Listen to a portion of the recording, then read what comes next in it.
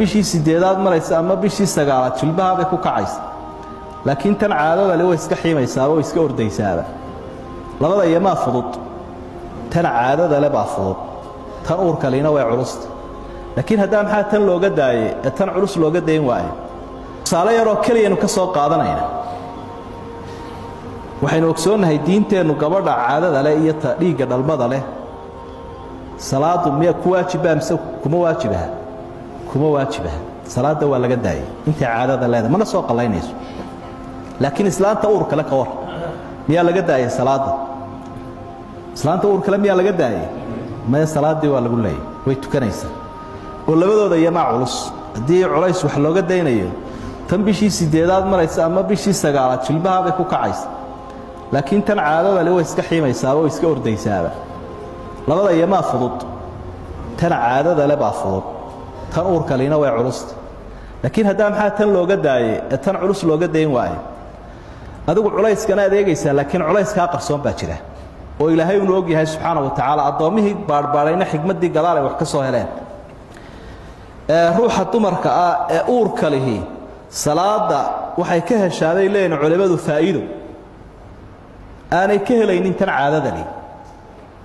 faadaas maxay tahay markuu qofku rukuucsan yahay iyo markuu sujuudsan yahay qofka maskaxdiisa iyo makaankiisu dhiig badan buu qaataa bayda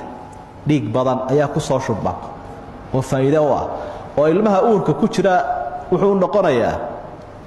taqdiya iyo tandiif waanu nadiifinayaa qidaa iyo raashino uu yahay ilmaha intay rukuucsan tahay iyo intay sujuudsan tahay iyagu waa exercise baa u yaqaanaane exercise-ka noocaas ama dhaqdhaqaaqa noocaas markay samaynayso dhiiga badan buu makaanku helaya ilmihii baa dheef badan helaya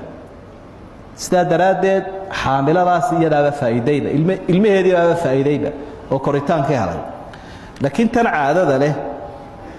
soo dhiig kama soconin hadii dhiig kale makaankii ku shubmo miyaanay dhiig baxayn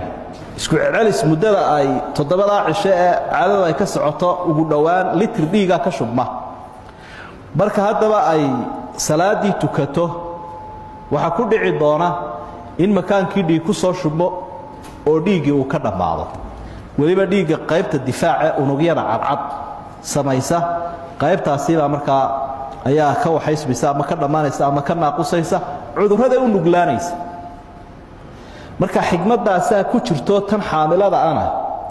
faa'iido u noqoto cibaadadii iyo dhaqdhaqaaqan ay salaadii samaynaysa tan dhibkaas ay ku tahay al-alim al-khabir ألا يعلم من خلق وهو اللطيف الخبير إلهي بقى وحل بأكسوس سبحانه وتعالى وتصالون وحول إلهي وكفرين وحد وقات إن حكمة كترت سبحانه وتعالى